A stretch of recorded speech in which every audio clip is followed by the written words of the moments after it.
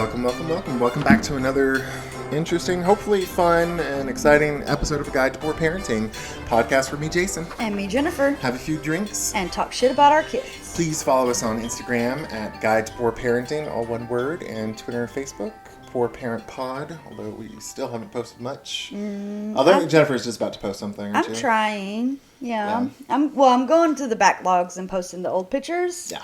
And then I start posting the new pictures because these don't come out right away. So True. I'm trying to make it so that people can see what we've done in the past and not wondering, where the hell was this drink? You know, they didn't say nothing about this food. So. Yeah. And I remember when we first started, I was like, I'm going to post all the recipes I make. And posted a single thing. Nope. Okay. Well, Miss Jennifer, you only just met him, but are very excited to have our friends Ashton and Emily on the podcast. Hi, welcome. Guys. Hey, glad to be here. Emily, say hi. Hello. Hello. That might be all that you hear from Emily, Yeah. the whole podcast. We don't know yet. We just met her, so we'll see how we can make her start talking. Sorry, first time podcast guests for the both of us. I'm the extrovert, she's the introvert, so I'm going to overwhelm her the whole time. That was totally fine. Yep. We're always happy to have guests that are willing to talk. So, Yes. And we're glad you have someone to talk for you, Miss Emily. Have y'all ever done a podcast before? No, so this is our first time on a podcast. We listened to several of them. I've got a couple of my favorites, and then typically more on the relationship or self-help spectrum. And then Emily, what do you like to listen to? Distractible. Is that a podcast or something else? Yes, it's, do you know the YouTuber Markiplier? I do. I think I've heard of him. I might be a bit young after that. But She just called us old guys. Wow, We're going you're right. to cut off her mic right now. Gen Z, man. Well, they're very funny. Okay. That's fine. Half the podcast I listen to, I watch on YouTube also, just because it's more convenient. No. Yeah. Everything is just a podcast for me, but it's all murder.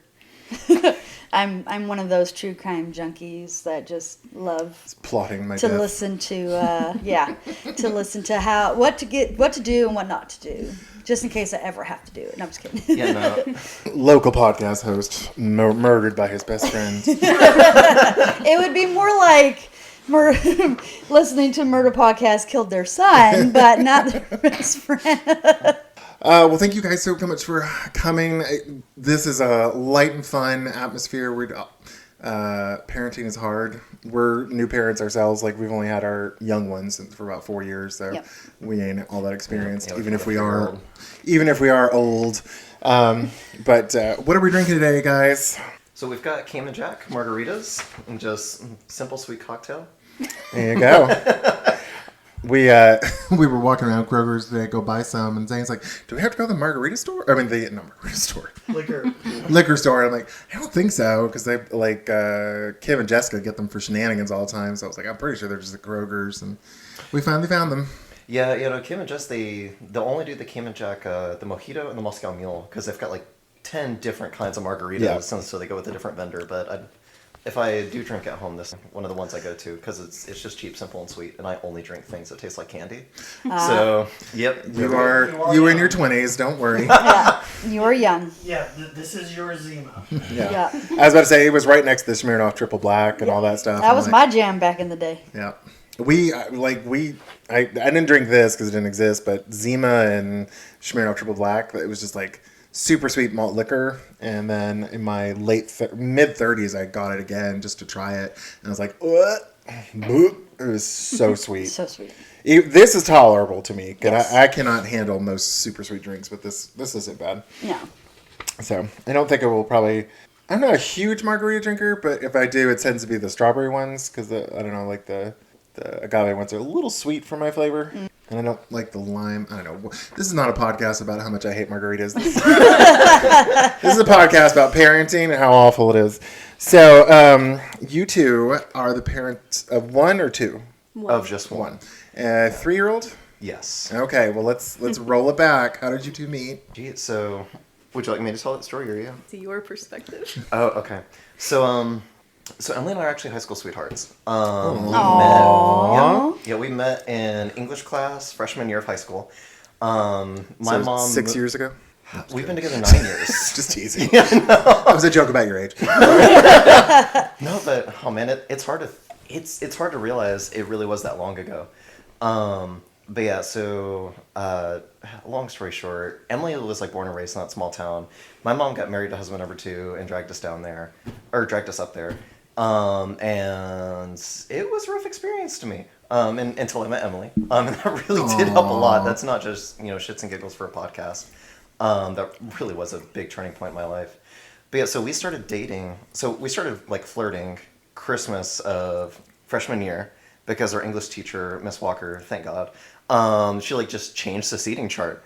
And so I was sitting right next to Emily. We started flirting. We started dating the summer between freshman and sophomore year of high school. And then it's just been us ever since. Like, I was her first serious boyfriend. And then you were my first serious girlfriend for sure. So yeah, we got married on like our 4-year anniversary, which was 19 for us. And we've just been together ever since. So married at 19, kid at 21, in college, in the middle of the pandemic. Perfect timing. Oh, yes. Where'd y'all go to college at? University of Memphis. Both of y'all? So her first year, she went to Eastern Kentucky University.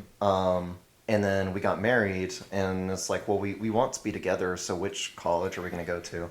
And, honestly, that was not an easy conversation. It just kind of came down to finances. I got in-state at University of Memphis because of some shenanigans I pulled between on my like senior year of high school. So I got really good scholarships at a really cheap college. And so Emily was like, yeah, I'll move down there. And that's kind of how that happened. And then it was just, 1.5, 2 years later that you were pregnant? Yeah. I take it was not a planned pregnancy? It was not planned. No.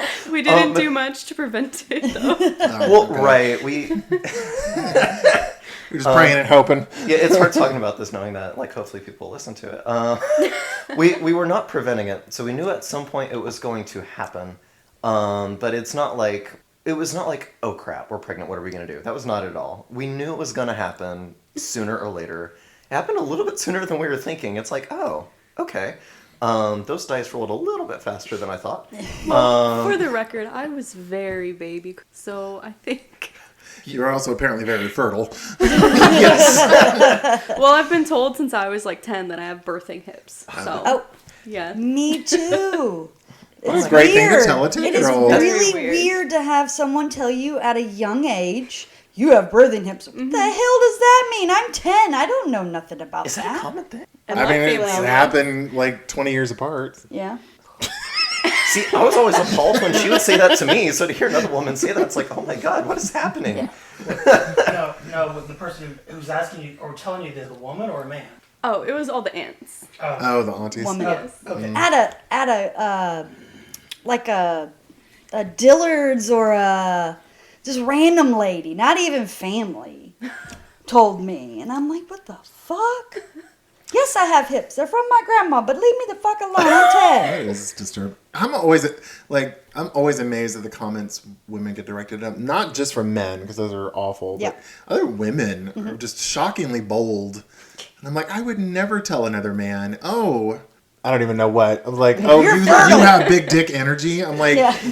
that's awkward. Yeah. Very But much so. like women, I've just heard like so many stories of women. It's like, oh, you're ugly, or oh, Like you're wearing a bra too small. You need a bigger bra. yeah. I've heard that one. That's crazy. Always, yeah.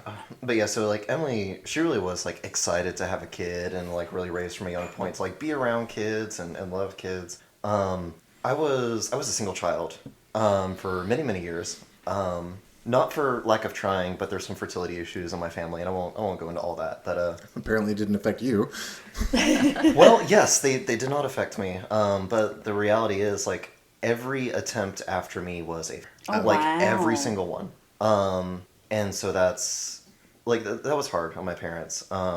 As much as I think that my parents maybe should not have gotten married, if you're listening to this podcast, you know exactly what I'm talking about. Did your parents ever try for adoption or foster? Or anything like that? No, they did not try for adoption. So when my parents got married, they were both Mormon. They were both LDS. Oh. And so there really is, in that culture, there's something sacred about having a family and having kids. 15. That kind of thing. So my dad was a returned missionary from Mexico City. So yeah, they were married Gosh, I think my mom may have had the same path as us, where she was getting married at 19, kid at 21. Dad may have been 25. I think he's 4 years Okay. older. Wow. But yeah, so like for millennials and Gen Z, still very young to be getting married and having kids.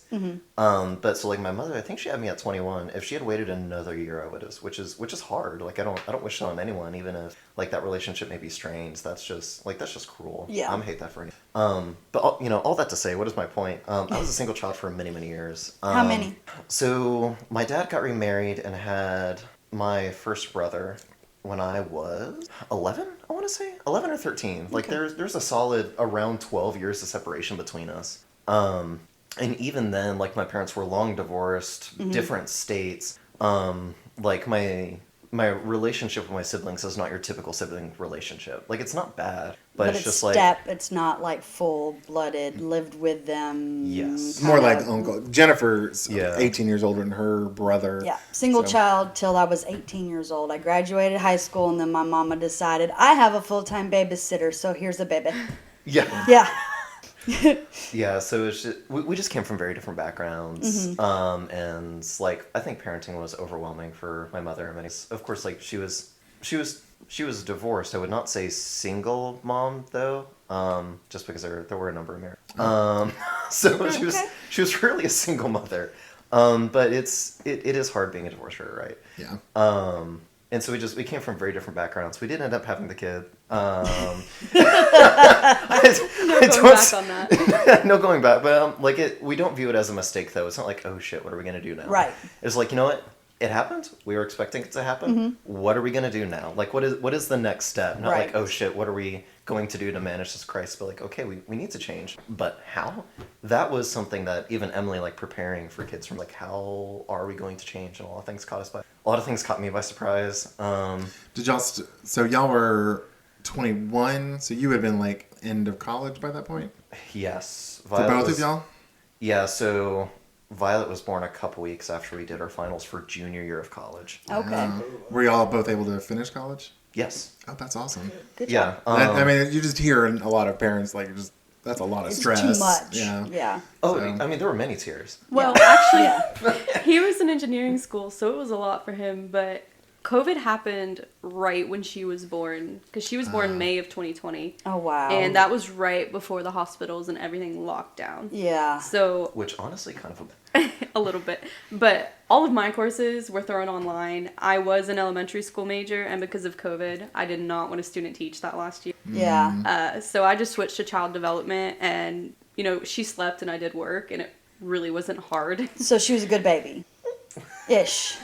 She was a good ish. She slept. She was a good sleeper. Okay, well that's good. Yes. Yeah. I mean, Which because I'm you grateful get for. you get babies that don't sleep at all, Yes. so that are colicky and just cry all the time, which would be really hard to do an online class when you're, having a crying baby in your arms. So that's good. At least you slept. So that's a good plus. Everything else, maybe bad, but at least you got that. Yeah, I was about to say with the cost of childcare and being in college, I don't know that amazed y'all, but now it makes sense if you're able to stay home and yeah.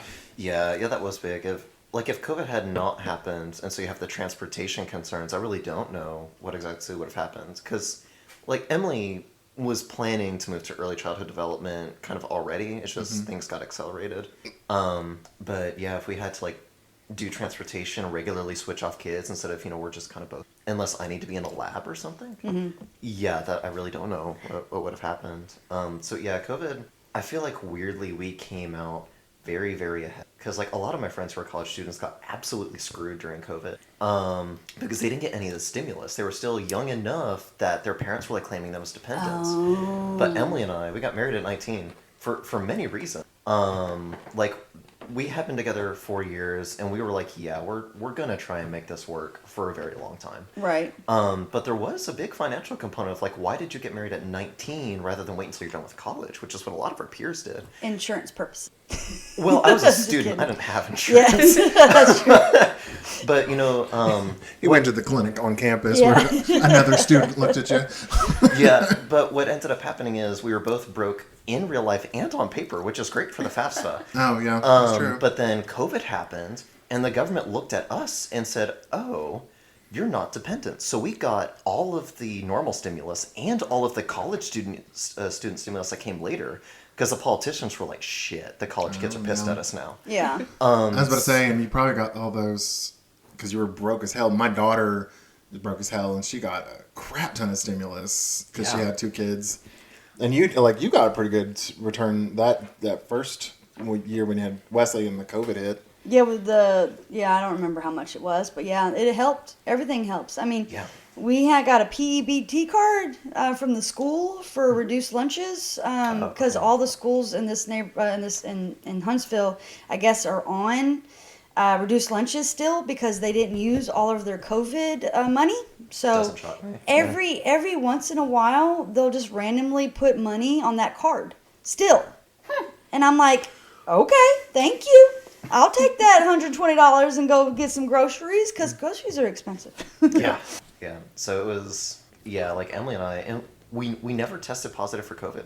We got tested several times, but every single time, and so like, I just got a couple rapid tests and keep it at home. It's like, I'm done getting tested. And it's not because I think like COVID's a hoax or anything like that. Like I'm fully vaccinated, but every time I'd go to get tested, the doctor would be like, you don't have COVID, you have allergies. And this happened like 3 or 4 times. Like my first job out of college, I lose 2 weeks of leave in the first year because like, crap, I think I have COVID. I go get tests, like, nope, it's just allergies. But I was not allowed back to work until I had a PCR confirming the negative, right? Yeah. Oh my God. And so it's like, screw it.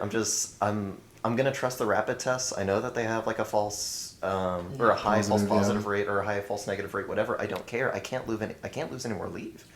My cousin, who's a doctor, she was at Sloan Kettering in New York in the middle of the pandemic, and she's like, at some point I just stopped getting tested because she's like, 90% of the hospital staff had it, so she's like, I just assume I have it. Right.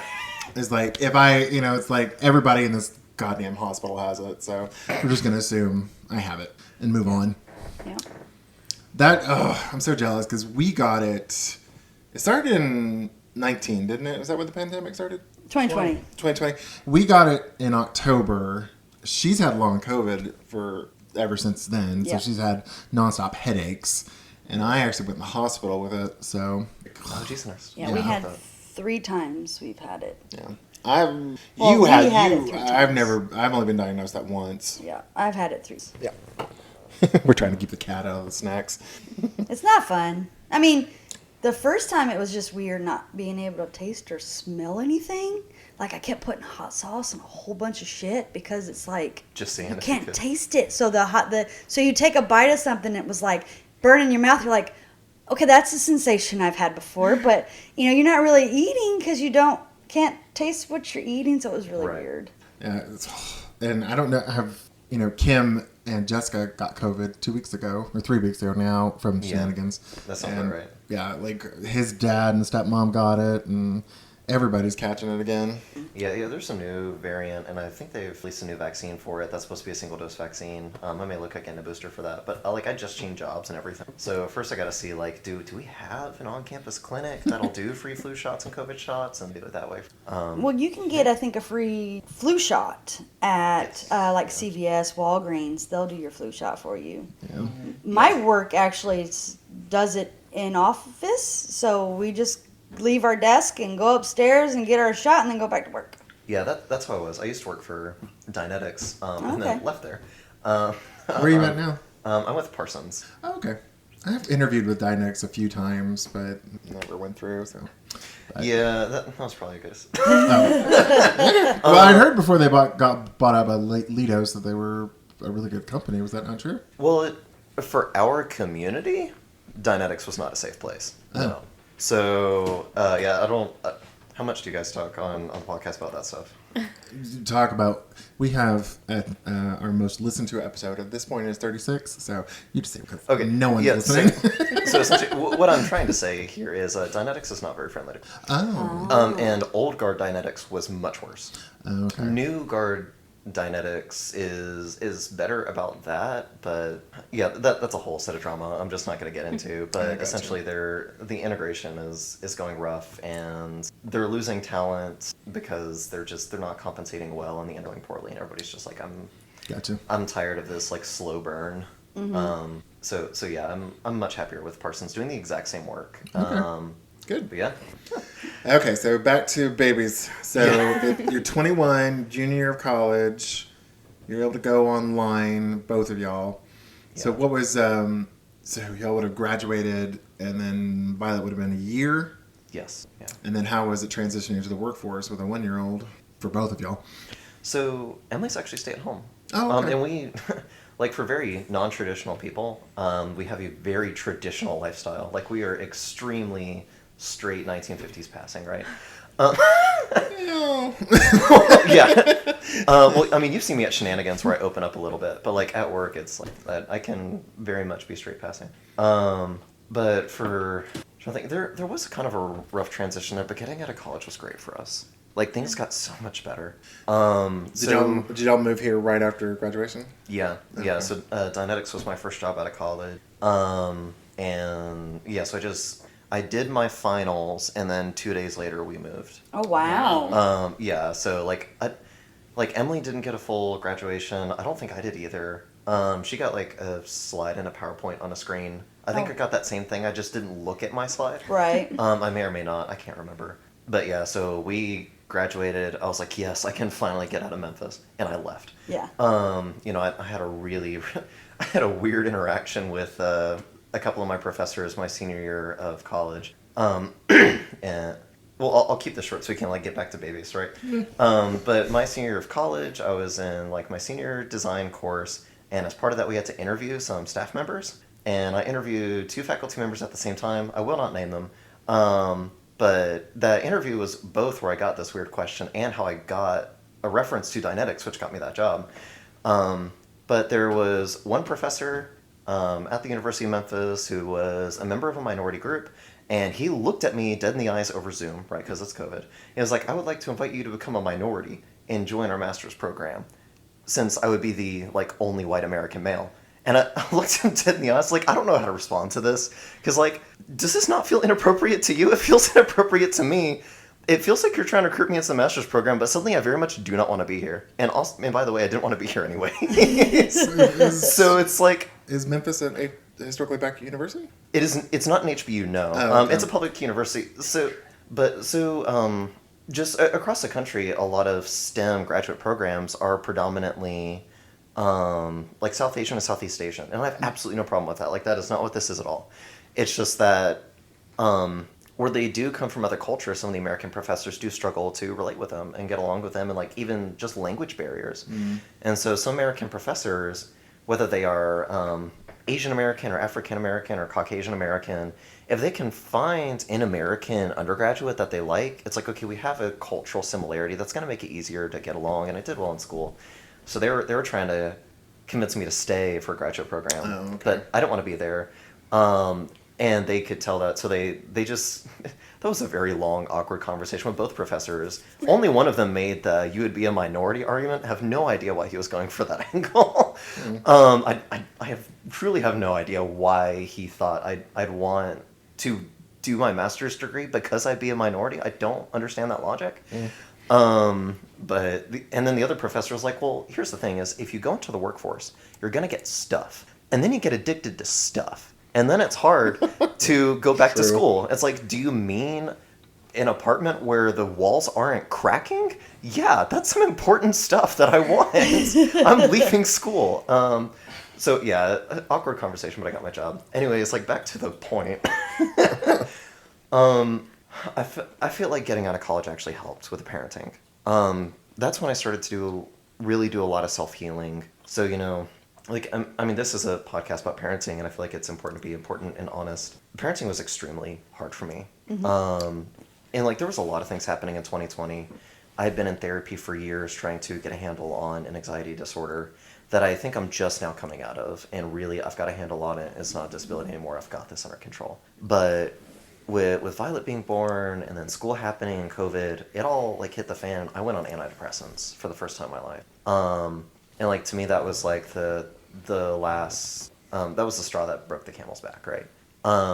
And so For then what? just like having the baby on top of everything. Oh. And like I hate saying it that way because like are you saying you have regret or this or that? It's like no, it's not that. It's not the parental regret.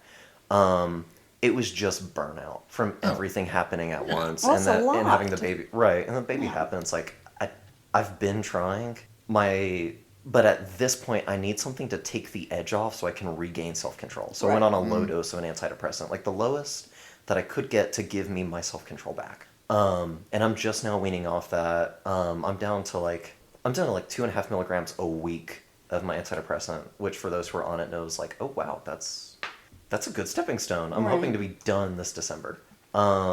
It wasn't until I got out of college that I could start the healing process that I really wasn't able to do in school because everything was happening all at once. Right. There's a lot of stuff being thrown at you at one time. And then you add in COVID, you add in a baby, you add in just moving, you add in everything, and it just feels like it piles and piles and piles until you just are like, okay, I'm proud of you. I know I just met you, but I'm proud of you for getting help.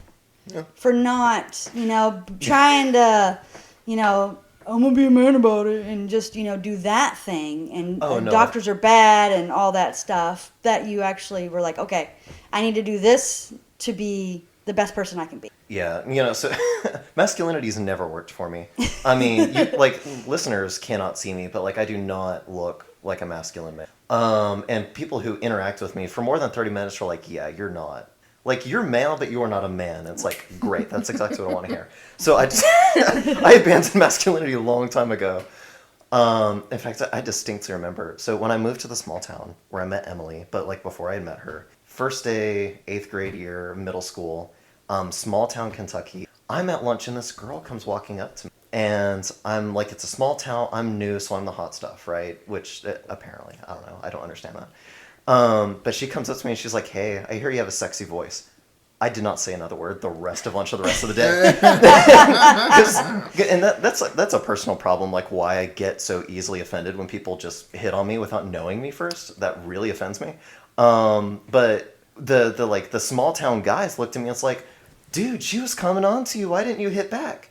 It's like, oh, you must be gay. And it's like, no, I just don't know the girl. Why was she talking to me? Do you know her? Yeah. It's like, just don't get it. I gave up on masculinity a long time ago. And then, like, my family is just mental illness and disorders for generations. I was taught from the time I was young, you're broken and you need help, which, like, was manipulation and wasn't right, but I somehow survived and got to the point where it's like, yeah, I should get help. I was able to take something really negative and spin it into something positive. Was yeah. that attitude part of due to the LDS church, or was it just generational trauma that no one was dealing with? No, so they weren't saying I need to go see the bishop. Oh, okay. Well, mainly because by the time I could remember, my mom had like left the Mormon church, and she's like staunch ex-Mormon. Oh, okay. My dad's back in the church, but he's not. I respect my dad's faith. I mean, I'm not a member of the church, but I do think he is respectful in it, and that's a whole other conversation. But yeah, like this was not because of the Mormon church or the LDS culture at all. This was that specific family was just like manipulative and very mentally ill and refusing to get help for their problems. Okay. Now, some of that, like the multiple generations of not being able to receive help, may partially be because there just weren't therapists out in Utah or the West at the time. Part of it may be, well, you should go to your bishop, not to a scientist. Like, you should seek God. So, yeah, that probably did affect it. But this was kind of a separate issue. I don't want to really blame the Mormon church for this specific family. There are other families, yes. This one, not so much. The church doesn't. But, yeah, so, I mean, that is something I absolutely would recommend for is, like, if you say it takes a village, someone's going to bitch slap you. Like, someone's just going to slap the shit out of you. Why? Well, It sounds cliche now, but it sounds very cliche, and a lot of people are like, in an American culture, this whole, like, what do you mean I can't pull myself up by my bootstraps and do it on my own? It's like, are you saying I'm weak? It's like, no, it's very freaking difficult, and you need help. When your child's been screaming for 3 hours because they're teething, and you are literally crying because, like, I have tried everything. My head is pounding, and there's nothing I can do about it. You just need to give the baby to someone else and walk out. Yeah. And if you don't have help to do that, which is kind of where Emily and I kind of felt like we were in the middle of the pandemic, it's like you just start cracking, and then you start taking out on the kid. And it's like, that's not what you need to do. we can relate to that. Okay. We still relate to that. Yeah. The reason why I asked you why is because I say that shit all the time. It Yeah. takes a village because he's my village. If I didn't have him, I wouldn't have him, my son, because there's no way as a single mama that I would be able to do anything for Wesley Jason helps me out so much. I mean, the podcast helps me out so much because then I get an hour away from him and he has to stay in a room by himself. And that gives me an hour to talk and just be like an adult. Yeah. Not a mom and hear mom, mom, mom, mom over and over and over again, you know. So that's why I was asking why, because I was like, I say that shit all the time. Well, so I think that's good though, because that's what I want people to do is recognize, like, yes, it is a cliche, but there is a reason that this thing has become a cliche. There's a reason why people keep reiterating it.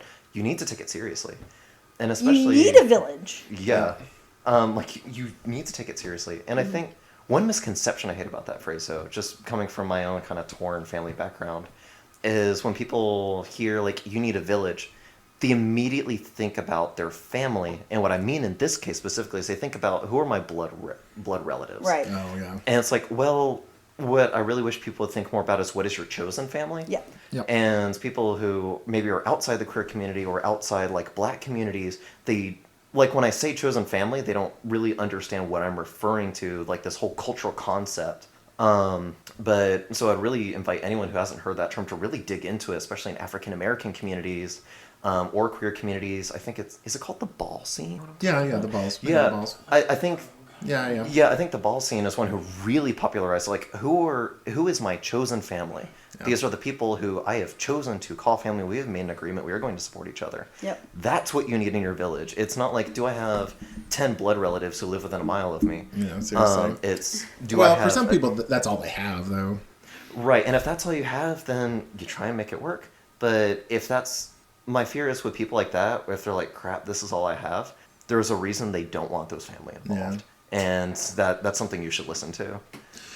So are y'all, speaking of villages, are y'all close to your own biological families? Fractured. Fractured. Okay. So my family is very fractured, and I'll let Emily speak for herself. My family is pretty much broken up by the paternal or by the grandparent lineage. So I've got my paternal grandfather, grandmother, maternal grandfather, grandmother. Those are 4 separate families. Mm-hmm. I don't talk to 3 of those. Oh. Entire bloodlines I've cut out of my life. Well, it's 2 bloodlines I've cut out of my life. One is just in Canada. I would cut them Don't off, talk too. to them. And then Fucking there's Canadians. the Hills, who's like my dad's grandfather. They're the ones I still kind of talk to, but not many of them. It's not because I have a problem with them. They don't really talk with each other that much. And so I have contact with my dad, who lives in Memphis. But yeah, so for me, it's very fractured. And that's being a parent when you come from a fractured home. I feel like it is a lot harder because every time the child screams, you're thinking about what happened when I screamed. Like what happened to me, what was done to me when this happened. And so you're trying to heal yourself, parent yourself, and then trying to figure out like, shit, how am I going to do this differently? Because I don't want them being like the kid to have this moment 20 years from now if they have a kid, you know? Yeah. Well, I think that's what the breaking when Violet was, is we had her and we realized and at least for me, I was just kind of overwhelmed with this maternal instinct where, you know, I looked back and I thought, I have all these feelings for my child and all these things I want to do with her and how I would react if she does a certain thing. And it brought up all these old feelings of how my parents raised me, or rather how they didn't raise me. Right. And a part of it, I kind of went through a depressive phase where it was like, you know, why did they treat me that way? I could Right. never imagine doing that to my child. Oh, yeah. And that's what put me into therapy, really. But also, I feel like the whole it takes a village thing was a problem for us in college. More so because it was our family, blood relatives telling it to us, but they all lived 4 hours away and wouldn't come to, you know, Right. they would say, it takes a village if we complained about being tired or needing help. But then if we said the road goes both ways, they wouldn't acknowledge that. And I bet it was hard in college, too, because you had a bunch of, like, college kids. It's like, I don't want to hang out with... We have that problem, too, with some of our friends. Like, we have a lot of gay male friends. They're, like, you know, in their 40s. Like, we don't really want kids, so we don't want to be around kids that much. So I would imagine that's even worse in college, where it's like, oh, a bunch of 20-year-olds wanting to party, and you go have fun time with baby. Yeah. Yeah, well, I had friends in the engineering college at least who would have been very amenable to that. I was so focused on, like, I am in college to get a degree, to get a career, and get out. Like, Yeah. I shut down my own social circle, which really was a mistake looking back on it. But you were so focused and you were just like, this is what I got to do. I'm going to do it. And I don't want anything to stop me from doing that. Yeah. kind of. And so it's like, I understand where I was coming from, but geez, did I really need to make myself suffer like that? Right. Like it was not until I discovered, like moved to Huntsville, discovered shenanigans, and then started forcing myself out into the community that I realized, no, I really am an extrovert. I'm not an introvert. And it's like, why would you realize that at 22 instead of like 13?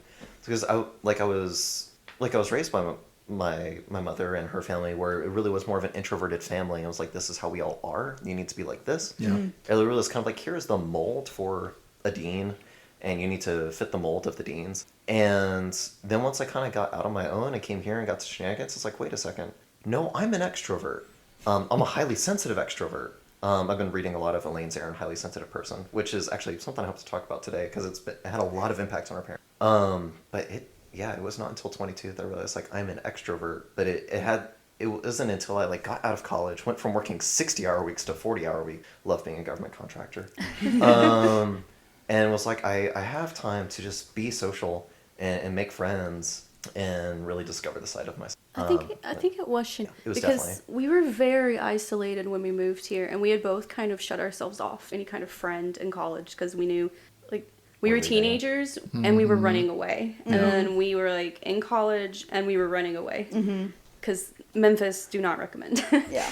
But then we got here and You didn't have anywhere to run to? right, we didn't have anywhere else to go, and we said if we want to be happy here, we need to do something. And we stumbled upon Jessica because I had posted in a group, I have all this baby junk. Like, Oh, yeah. it's in good shape. I don't want to throw it away, but someone take it, please. Right. And Jessica, being the person she is, had a student who she wanted to collect it for. And so I met her at the theater, and we ended up talking, and he started volunteering there, and then I started volunteering there, and it just kind of took off from there. We've met so many people now. That's awesome. Are y'all doing any of the classes? So we haven't been taking the classes, no, but I've been leading the workshops. So The improv? no, self-help workshops. Oh, okay. So Jenny Stang there is like the education coordinator, or education coordinator now. I think she recently shifted into that role. But so this is another thing that really impacts our parenting.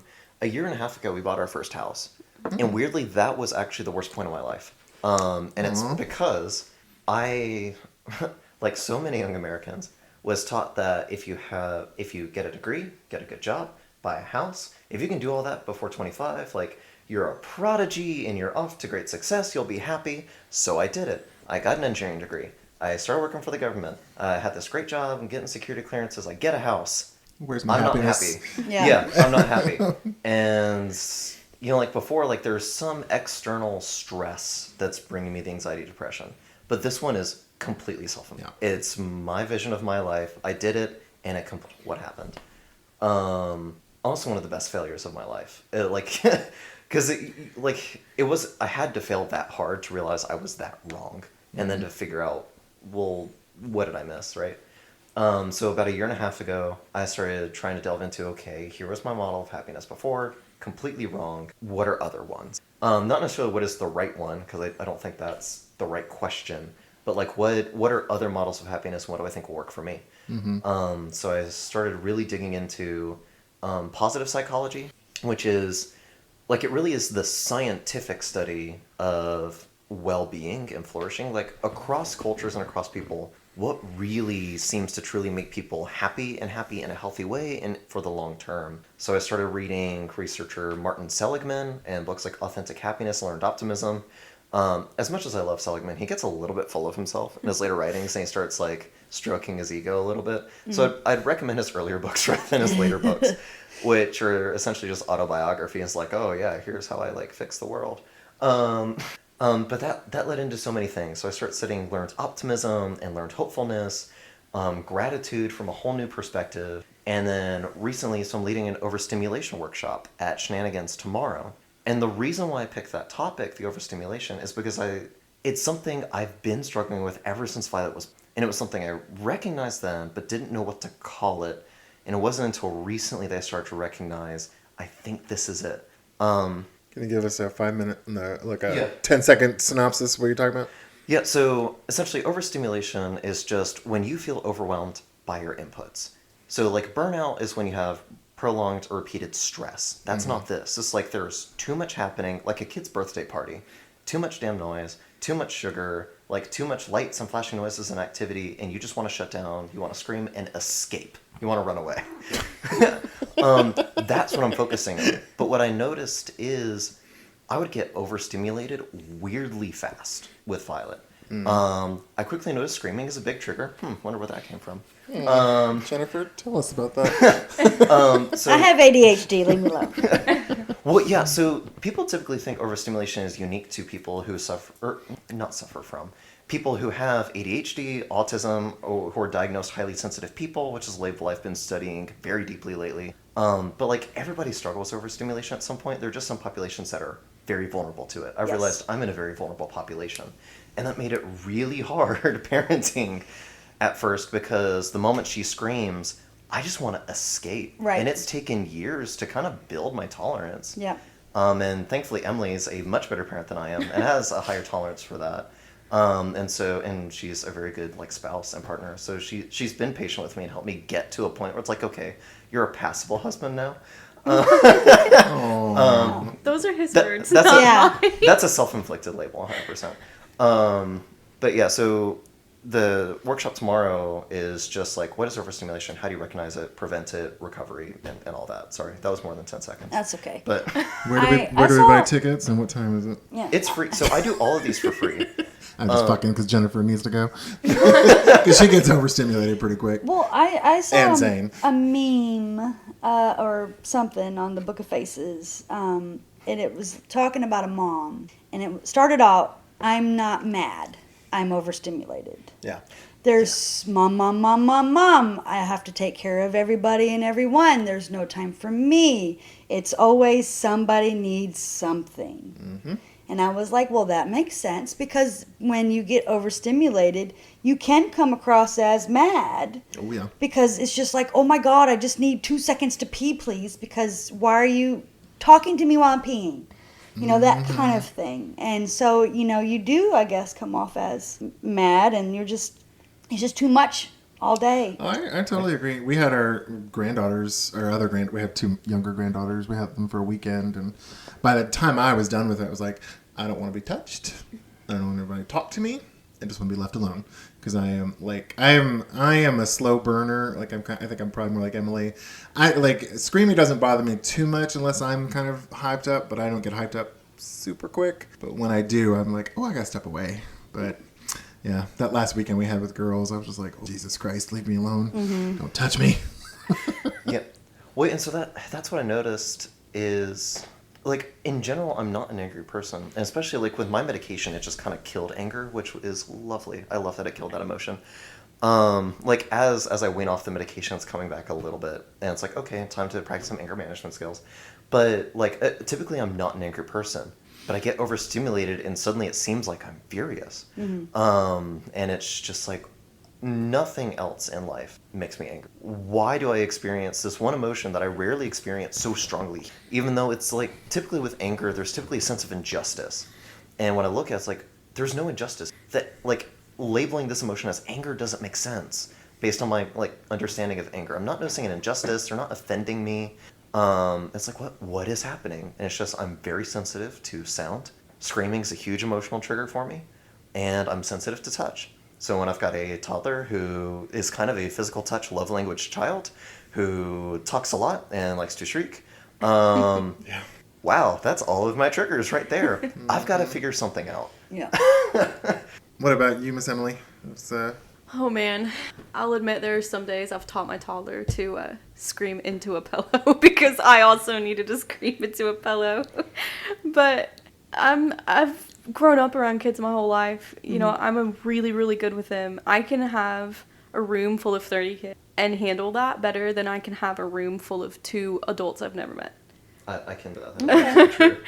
But you know, because of that, I'm really good with her, and you know, Yeah. I've got a child development degree, so from a study perspective, I have a toolbox of things I can use when she gets that way. So it's not something that's necessarily come to me as difficult. I think really what a lot of parents struggle with, and what I've been trying to do, is if I'm feeling overstimulated, I say that to her. like she's 3, so she's not going to understand it in the way that an adult would. Right. But she really picks up on that energy. Right. Yeah. So it has helped a lot if I'm feeling a certain way to tell her I'm feeling that way. And she has gotten to where now, if she's mad or sad or nervous, she says, I am nervous, I am sad, I am mad. That's really good to be able to identify Yeah. the emotion. Right. And, you know, obviously it's not perfect every day. There's still Right. days she screams because she got 2 juices, not 3 juices. Right. Yeah. But I really think that's a big part of, a big part of helping our children deal with the things that we're dealing with. Because, when I was had those big emotions when I was a kid, I was either told to get over it or I was smacked. Right. I was told to go to my room. I was told to shut up. Right. Yep. And so I'm really trying hard not to do that with her. And by the end of the day, he'll come home from work and I'm like, take her. Yeah. Because, I love her to death and I'm trying really hard. But when he's home, it's like, okay, Your turn. I can go sit down and run away and lock the door for me. Right. Yeah. Yeah. I mean, I would like, I've never been a stay-at-home mom, but I would, at least as a, as a working parent, I get to interact with other adults. Yes. And being stuck at home, not stuck, but being at home with a person who is so, learning to control themselves and is just overstimulated in general, I would find that smothering after a while. Especially if I didn't have a partner who was like, could come home and be like, here, I gotta run. It really is, which, he was talking about overstimulation. I am very overstimulated by consistent noise. And she's loud because Yep. she's 3. Yep. So there are some days I just put in my headphones and just don't listen to it anymore. Gotta do what you gotta do. Yes. I will say that it doesn't stop at 3. I know. And about to she say, is a chatterbox. So Well, Our 10-year-old. for weird stuff, the 10-year-old and the 12-year-old will just be playing on their tablets and all of a sudden they scream. Yep. Like, what the fuck was that? What, Mom? I was like, you just screamed like bloody murder. No, I didn't. Like, don't be trying to gaslight me, little man, because you did. And they don't even know they do it. And he just makes all these noises. And I'm very sensitive to noise. I actually went to a psychiatrist because I felt like I wasn't being a good parent. He'd be in the back seat and his jacket will make noise because he's moving. And I'm like, baby, please stop moving. Or please stop touching whatever you're touching because I can hear everything. And I'm like, okay, this isn't normal. I need to be a better mom. So I'm going to go and see if I can do something to better me to be a better mom to you, because I shouldn't be yelling at you because you're just moving in the back seat of the car. That's not something that I should be, I feel like I shouldn't be doing that. But it's just, that sucks. Also, I will say that. So this kind of brings me to the highly sensitive person when setting. So, I was kind of experiencing those same things. Like, I shouldn't be quick. I don't understand why I'm getting quick. Like this, looking at people around me, this doesn't seem like, parents are so quick to attack themselves. But I was looking around, I was like, no, that really does seem a little bit unusual. Am I too sensitive? So then I started reading, there's this researcher, Elaine Aron, who's been studying for the last, this concept of highly sensitive people. And what happens when, they become parents? What if you have a highly sensitive child? And this and that. And I would highly recommend it. But essentially what I've kind of come to is I'm very reluctant to apply labels to myself because typically I feel like people give away their free will to their label. But this was one of those where it's like, no, this hits me right on the head. I'm not going to find my whole life around it, but this fits me, describes my behavior.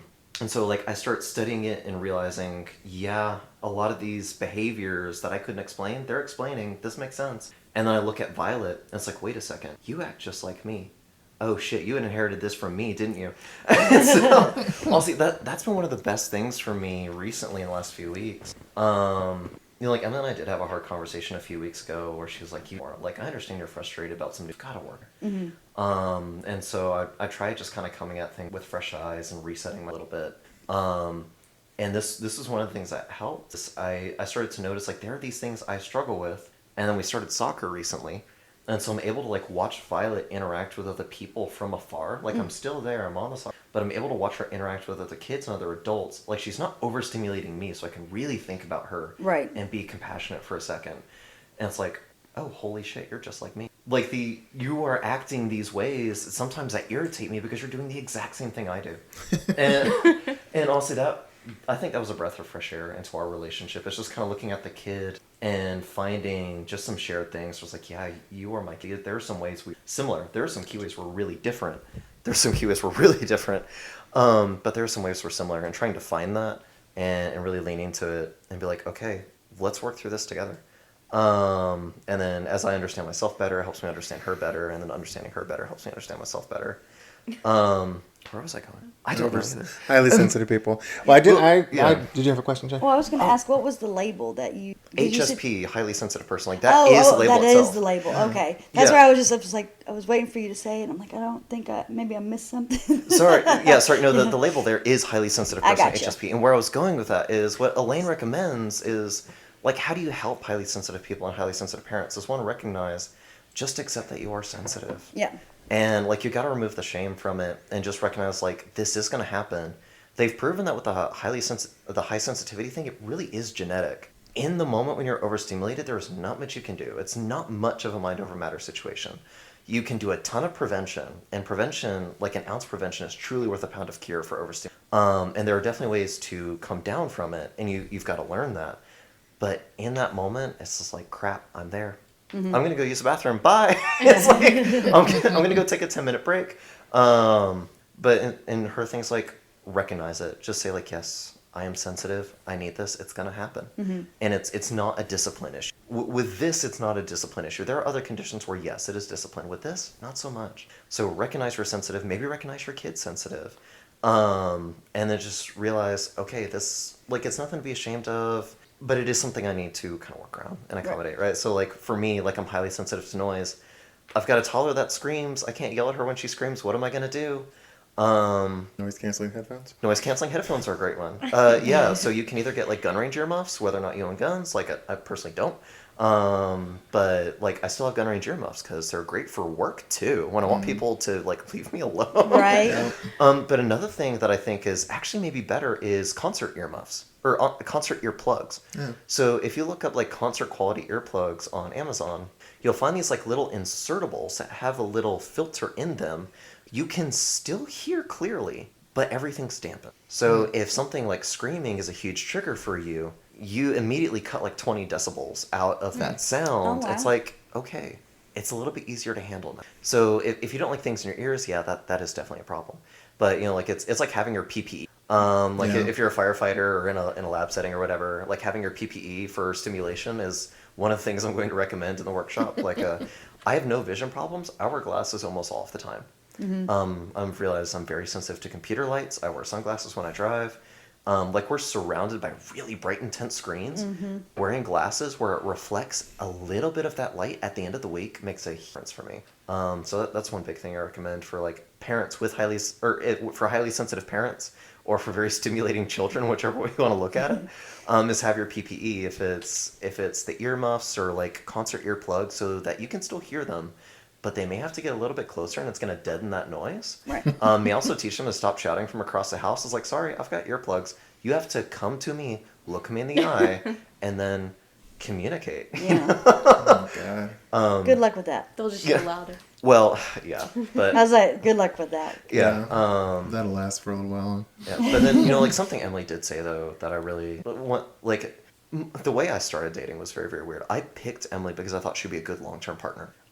Which in high school, a lot of people looked at me like I just had two heads. And there were so many conversations that happened there. But, like, I kind of chose Emily at a young age because I'd seen a lot of relationships. And it's like, I want someone where I think that's going to last, and good parent. And, like, I see that every day with Emily. And one thing she talks about is, like, she teaches Violet, like, I am overstimulated. Most parents are like, why would I tell my children that? They're not going to get it. It's like, you're right. They're not going to get it until about 100 tries in. But that doesn't matter if they're 3, 5, 8, or 25. Yeah. You know, a lot of adults don't get this crap. You've got to start your 100 trials early so that they will eventually get it. And it's Right. like, you miss every shot you don't take. I love that philosophy for life. Even though I am kind of a cautious, risk-averse person, I love that philosophy. And to me, like, with Emily, what she's doing there is, she's not going to get it. But if I don't take this shot, she is never going to. So you know what? Violet, I'm overstimulated. are you overstimulated? How are we going to handle this? And it's like, I'm sorry, I cannot play with you right now because you are way too much. Mm-hmm. Can you go to your calm down spot in like 10 minutes? I'm good. You know, that's been really good. We I do something similar with Kalia, but usually it's like I'm pissed off because I'm like, okay, let's go clean up, and she's like throwing a major attitude at me, and I'm like, do we need a time out for a minute just to calm down? She's like, no. I think I'm gonna smack your ass. Well, yeah. Especially in the beginning, timeout work because express what they're feeling. So Yeah. you're like, okay, in the corner, set a 5 minute. By the time they come down, you sit down with, okay, do you know why we're... I do remember that when we first got Kalia, we would put her in timeout because she was just like being too much, and she did not enjoy being ignored, so she would just scream even louder, and I was trying to shock her, so I would just like slap the wall with my hand. I was like, stop it. And then I was just like, okay, and then I cracked the wall doing it. It's a little too hard, so I'm like, okay. Maybe you just scream it out outside because I don't want to hear it. Yeah. Because you're overstimulating me. Or get her a pillow. I Yeah. mean, that seems to work, you know? Teach her how to scream into the pillow. Well, I usually just push her face into the pillow That's and say, Let her have the choice of having the pillow Yeah. in her face. you and Not those that. choices. Yeah, you know. The round pillow or the square pillow? Well, no, but I will say that's something we've done differently recently. Is we've kind of tried to turn timeout into I think Emily's been doing this all along, but for me, what I've really tried to do is not just so like you've made me angry, this is a punishment. It's like I don't think you can process your emotions right now. Go somewhere quiet, and you can come out anytime. But when you come out, I want you to explain what happened. And if you come out and you're still just like way too amped up, you are going to go back in. And so it's less of a punishment, more of like, are you self-regulating? Yeah. And it's like, you can come out. You do have that choice. But if you're not self-regulated, I'm going to push you right back into there. It's like, and I'm not going to deprive you of things. I'm not going to punish you. But it's like, it's kind of like how you do it. Like if you do it when you're angry, which is natural, I'm not coming at you at all. Like you're angry and it's like, I just need you to go away so I can self-regulate. Yeah. But it's kind of teaching the kid like, so like you almost do it preemptively sometimes before it gets to that point. It's like, I want you to go self-regulate and then we'll come back. So that in those moments where it really has gone too far, you can kind of come back to your training. It's like, I'm not angry. Just go away and self-regulate and come back and explain. And then when they go away, it's like, fuck! It's to the pillow, you know? Yeah, yeah, But yeah, it's hard. yeah, it is. Parenting. That's why we're doing this podcast, because it's like we don't know what the hell we're doing. We're just trying to stumbling through the dark with a flickering flame. One day at a time. One day at a and time with headaches and everything. bad hips. Yeah. So I think this is a good transition spot. What do you think? Yeah, sounds good. So for all 11 of our listeners, if you Hi, have Mom. any, hi Mom, if you have any funny stories about your kids, Or if you need some bad parenting advice or have any ideas for topics. email us at guidetopoorparenting@gmail.com, all one word. Miss Jennifer, what is our snack time today? These are one of my favorites that Zane makes. These are the Rolo pretzel cookies, and I absolutely love these Yes, things. thank you for making them, Zane. Yes. You're welcome. Have y'all got to try them yet? They're No. delicious. Yeah, no, we Good. do love that. They're super easy. Yeah. Sweet and salty. Sweet, just like me. Just like me. All right. Got the salty part right. Well, it's the diabetes. Oh, the that's sweet. good. There you go. So we got our snack time. Now it's story time. So do y'all have any funny stories about Violet or about your own childhood, or like did your parents like throw you in a well? I don't know. What you got?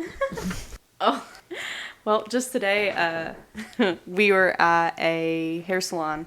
My sister had a haircut, so I went with her with our toddler. We were waiting in the parking lot because it's a small place, and we didn't want to take up all the room. And next thing I know, after sitting there for a minute, my toddler has a toy plastic drill drilling into my ear hole and just laughing like a maniac. So that was fun. Yeah. Yeah. That's pretty typical toddler. They're like, oh, I have something There's a hole. Let me put something in. Yeah, there's a peg that fits. Yeah. Let me see if I Yeah. can get it in this Well, hole. she also likes to pick other people's boogers and sneak them into other people's mouths. Oh. That's amazing. We're working on that. That's a great story. Yeah. Oh my Yeah. god. Anything from you, Ashton? Or are we going to go with Emily's? Oh my gosh, I think we should keep the stories about Violet, because if I start telling stories about my childhood, like this is a very different podcast. Okay. Well, do you have any stories about Violet? Did she like throw away a bottle of cologne or Smear break some- poop on the No, wall. so I strictly wear perfume, actually. But anyways, No, the one thing I think about is, so when we were in Memphis and students, we lived in graduate student family housing, which is a set of apartments in Memphis right by Orange Mound, which if you're familiar with Memphis, is the true ghetto of Memphis. Like, it is not safe. And that's where they put all the married students. We had a little fence. The gate's always open. You can walk right in, but there's a little fence. You're safe. But like, it was during COVID, and like, I just remember bringing her home one day, and I can't remember if it was over the summer during COVID or if it was in school, but just Emily changing her diaper one day, and then suddenly projectile shit shooting across the wall. Wow. It's like, that's the only time we had that. But suddenly, like, I think Emily was taking off her diaper. I was like, it was dirty. But then she knows, like, wait, something's coming out, and then stepping back, and then boom! Oh, wow. Thankfully, it didn't hit the TV. It went behind the it TV. did. Oh, it did hit the TV? No, she was 2 weeks old. Oh, wow. And I went to change her diaper. I was wearing a white shirt, and I don't know why. Like, I guess she was a newborn. I was tired, but I panicked, and instead of covering her up with the diaper I'd already put under her, I jumped out of the way, and it just projectiled like 5 feet across the white wall, the TV stand, like everything. Which, I mean, it's at like 2-week poop, though, so it's easy to clean up. Yeah. It's Oh just no, weird black no, tar. that one was Was that already was out? straight projectile liquid. Yeah. Well, I mean, it was easy to get out of the wall, though. I was the one that scrubbed it, love. Oh, well, that's true. Yeah. You went back to your homework. Yeah, Ashton. Yeah. Yeah, robot team. Mama knows what she had to do to clean that up. So It's a So scar. Is Violet the only one, y'all? Are y'all done? Are y'all gonna have any more? Or? So, we are done. Yeah. We're done. Oh, he snipped. Like, Oh, he okay. said, "I'm I- not doing this again." gotcha. Yeah. Okay. Yeah, so I was still dealing with some of the more negative emotions I had towards parenting. And, like we said kind of earlier, Emily really was excited and ready to have kids. I was more on the fence. And so when we did have a kid, and I was like, I'm really struggling with this, I was like, okay, with all due respect, like, once you get to 2 or 3 years, you're going to want another one. And I don't. I can't do this. I'm very glad I had Violet. But I also recognize that, like, 1 is probably my absolute limit, 2 will. And so I got a vasectomy. And it really wasn't... It is something I talked about with Emily, but it really wasn't... Surprise! Well, I did talk with her, but it really wasn't her choice. Well, yeah. This It's is your body. But... my body, my choice. Yeah, I've always been pro-choice, always will be. But it really was, like, my body, my choice. I love Violet. I'm going to work to be a better parent every day, but I've got to call it at 1. This is very hard for me. And so I did. I got a vasectomy here in Huntsville at 22. Dr. Daniel Asula, if you're listening, thank you so much. Well, because I was 22, and so a lot of doctors would say no. I'm not. Yeah, I giving you a was vasectomy. amazed they let you have one. Yeah. So, but I went and talked to a Dr. Asula, and like, he's a young black guy, which I was so happy to see. So I walked in, and he comes in, and he's like, "You are young." So he did ask what I thought were appropriate questions, like, "Do you?" I was like, "Yes, I do have one." He's like, "How old are they?" And I told her, like, "She's 2."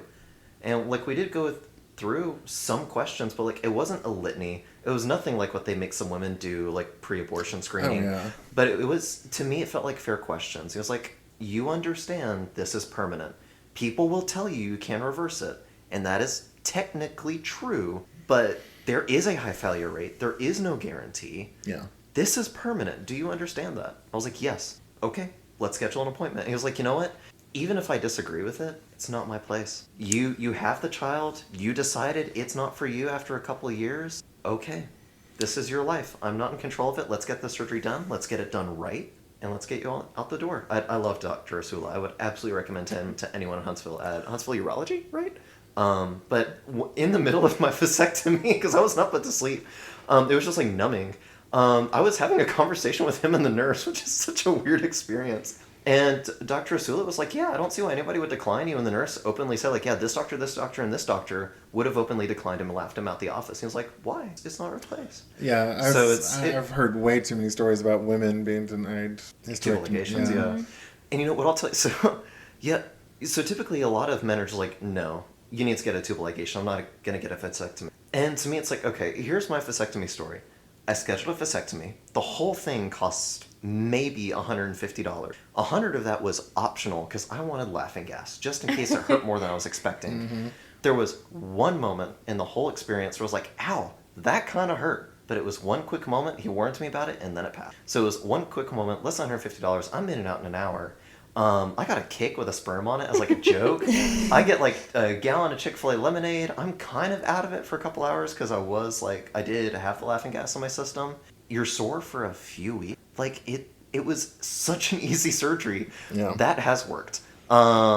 We'd be on number 2 by now. God, that but didn't need to be shared. Oh, whatever. But like Our 11 listeners won't mind. But yeah, but with a tubal ligation though, you're looking at a highly invasive surgery. Oh, yeah. Vasectomies are not that invasive. You're looking at thousands of dollars, a much harder recovery process. It's much more harmful to the woman's body. It's like, no, like we should encourage vasectomies. Honestly, I think everybody, like at 18 or 25, should be given the chance of a free vasectomy. It's like, if you want one, we're just going to do it. Okay. My daughter had it done last year, I think it was, after her third baby, and she's 25, she's 26 now, she's 25, and I was, good for you, because I was worried she was not going to keep having babies, but you have to like cut open the abdominal wall, and it's like a serious thing. For men, it's like the Van Steffens are like right up under the skin, so it's like nothing. Yeah, so that was saying, like, I was literally having a conversation with my doctor about, like, whether he wants more kids and talking with a nurse, all getting the vasectomy. And it was so easy. Mm-hmm. And it's a permanent form of birth control. Like, it's not guaranteed. It's very effective. Yeah. And to me, like, one of the most destructive things to two parents into marriages is a completely unplanned and unexpected child. Not because of the child, but because they're so expensive. They completely change your life. If you are not planning for that big life change, when that happens, you're overwhelmed. You're under the water and you're drowning. Yeah. And so to me, it's like, if you're going to have a kid, it needs to be planned, or at least you're not surprised by it. Like Emily and I were like, yeah, it's going to happen. To me, that's the bare minimum. Sorry, I did not realize what time it is. Oh, no, you were doing great. No, you did good. Trust me, we've had a few guests on. We're like, we'll ask questions like yes, no, a little bit more so. Yeah. Thank y'all so much for coming on. We love a good talker. Oh yeah, definitely. All right, so for our 11 listeners, thanks again for listening to another episode of A Guide to Poor Parenting. If you like our podcast, please give us a 5-star rating on whatever platform you're listening on. And if you don't like our podcast, just like when our kids say they don't want to go to the piano lessons we've already paid for. Tough shit. Go to class. Bye. Thanks, guys.